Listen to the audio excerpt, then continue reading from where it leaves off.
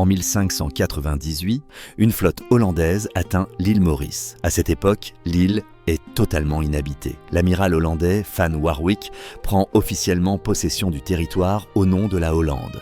Il la baptise Mauritius, en l'honneur du prince Maurits van Nassau.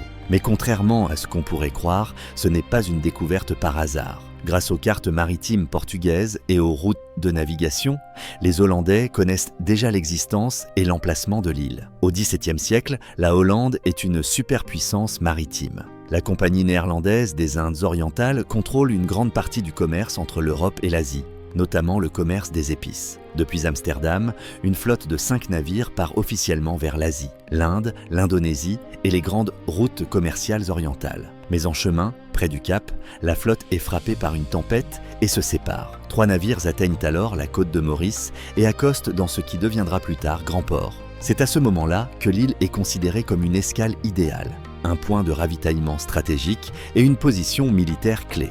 Van Warwick ne se contente pas de faire escale. Il plante le drapeau hollandais et réserve l'île pour une future colonisation.